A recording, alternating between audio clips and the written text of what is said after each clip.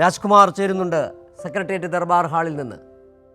Rajkumar, 2 മണിവരെയാണ് secretariat Darbar ഹാളിൽ. പ്രിയപ്പെട്ട ധീരസഖാവ് പോരാളി VS-ന്റെ രാജ്കുമാർ തുടരാം. വിലാപയാത്രയ്ക്കുള്ള ബസ് ഇപ്പോൾ ഇവിടെ സെക്രട്ടേറിയറ്റ് ദർബാർ ഹാളിന്റെ മുന്നിലേക്ക് എത്തി.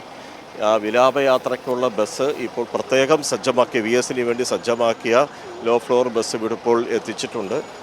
ഇതിൻ്റെ ഇവിടേക്ക് അതിന് ഉള്ളിലേക്ക് കടത്തിവിടാനുള്ളൊരു ശ്രമമാണ് ഇപ്പോൾ നടക്കുന്നത്. പ്രിയ സഖാവിന് വിട എന്ന് പറയുന്ന VS കയ്യുയർത്തി നിൽക്കുന്ന, എന്നും VS-ന്റെ മാസ്റ്റർ പീസ് എന്ന് പറയുന്ന ആ ജനങ്ങളെ അഭിവാദ്യം ചെയ്യുന്ന ചിത്രത്തോടു കൂടിയ ഇതിൽ ആലേഖനം ചെയ്തിട്ടുണ്ട്. ഒപ്പം തന്നെ ചിന്തയോടുകൂടി നാളെയുടെ ഭാവി എങ്ങനെയായിരിക്കണം എന്ന് ചിന്തിക്കുന്ന ഒരു ചിത്രം ബസ്സിൻ്റെ ആ താഴ്ഭാഗത്തും ഇപ്പോൾ പ്രദർശിപ്പിച്ചിട്ടുണ്ട്. മുഴുവനും പുഷ്പങ്ങളാൽ അലങ്കരിച്ച ഒരു അകത്ത് ഫ്രീസർ യൂണിറ്റ് ഉൾപ്പെടെയുണ്ട്. ഈ വരുന്ന ആളുകൾക്ക് കയറി ഇപ്പുറത്തേക്ക് ഇറങ്ങിപ്പോവാവുന്ന വഴിയും സജ്ജമാക്കിയിട്ടുണ്ട്. ഇപ്പോൾ ഇന്ന് ഈ പ്രതീക്ഷിക്കുന്നത് പോലെ 2 മണിയെന്നാണ് ഒരു സമയം പറഞ്ഞെങ്കിലും 2 മണിക്ക് നടക്കാനുള്ള സാധ്യതയില്ല.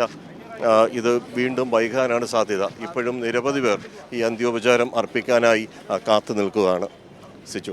ശരി രാജ്കുമാർ, ഒരുപക്ഷേ മുഷ്ടി ചുരുട്ടി നിന്നിട്ടേ ഉള്ളൂ VS എന്നും അനീതികൾക്കെതിരെ മുഷ്ടി ചുരുട്ടിയ ആ 20 വയസ്സുകാരൻ ആലപ്പുഴയിലെ കയർ തൊഴിലാളികൾക്ക് വേണ്ടി, കർഷക തൊഴിലാളികൾക്ക് വേണ്ടി മുഷ്ടി ചുരുട്ടി വിളിച്ച ആ മുദ്രാവാക്യങ്ങൾ, പിന്നീട് കേരളം ഏറ്റെടുത്ത അതേ മുദ്രാവാക്യങ്ങൾ, പാർട്ടി ഏറ്റെടുത്ത അതേ മുദ്രാവാക്യങ്ങൾ, പാർട്ടി VS-നെയും VS പാർട്ടിയെയും കരുത്തോടെ നയിച്ച ആ ചരിത്രം മലയാളിയുടെ മനസ്സുകളിലേക്ക് ഇപ്പോഴും ഒഴുകിയെത്തുകയാണ്.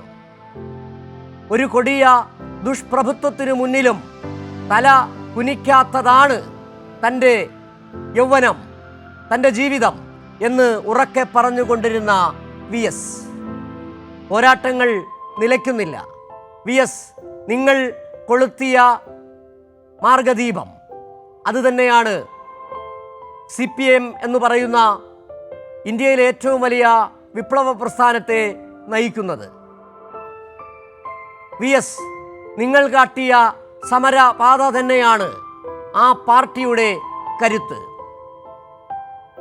VS, നിങ്ങൾ നയിച്ച രാഷ്ട്രീയ ശരിയാണ് കേരളത്തെ മുന്നോട്ട് നയിക്കുന്നത്.